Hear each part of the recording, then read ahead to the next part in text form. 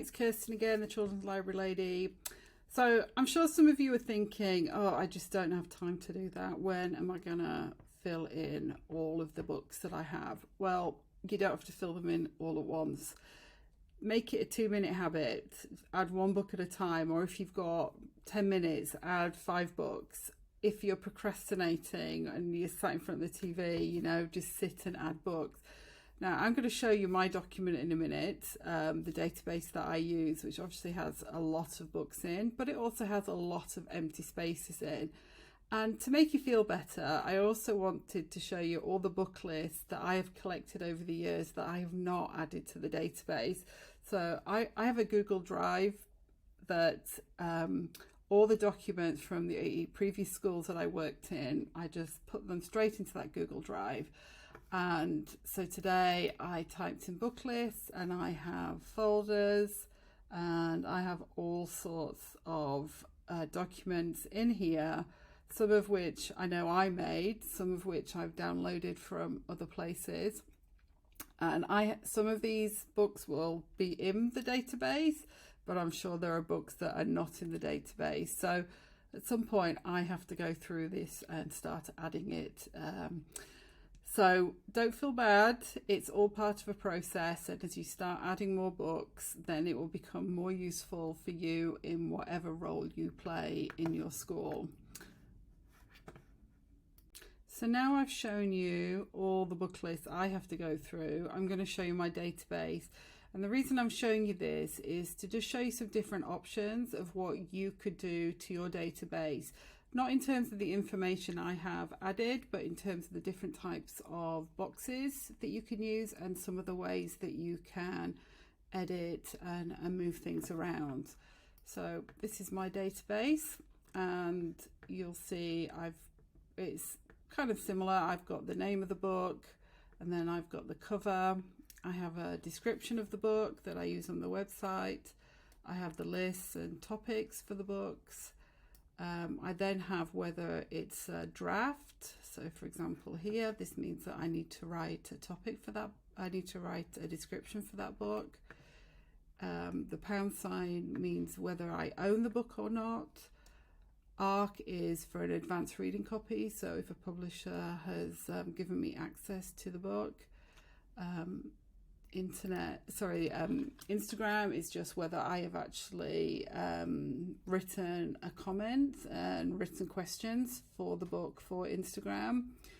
Now the next columns are quite specific to me because I add most of the books onto Instagram, and so I need obviously the author, illustrator and publisher information, and I also have their Instagram handle as well, so I can easily copy and paste that into the description that I'm writing.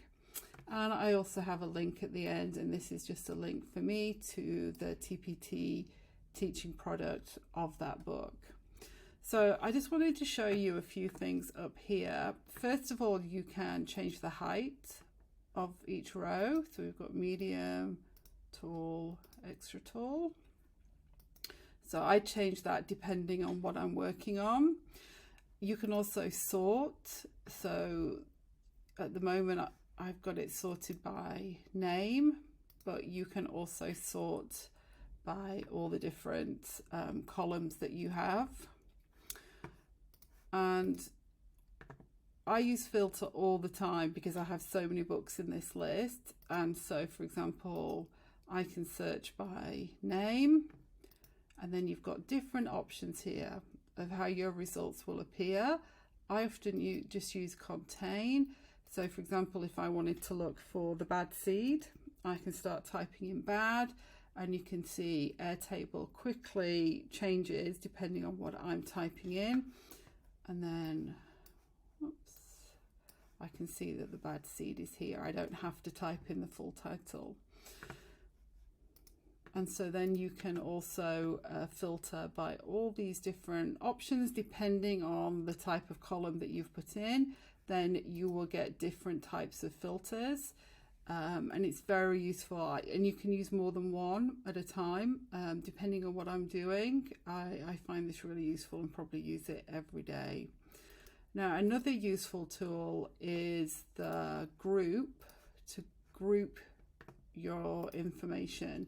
So for example, if I wanted to group the books that I have, I don't want to find them by a particular author, then if I go to group and click on author, then you can see Airtable automatically groups all the books depending on who the author is.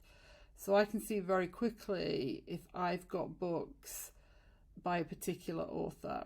Obviously, I can also filter by the author's name as well. So I don't use this as much, but you may find it useful, for example, if you decide to, maybe you want to make tags of the standards that you teach, and then you can organize the books by those standards. So that's another really useful tool.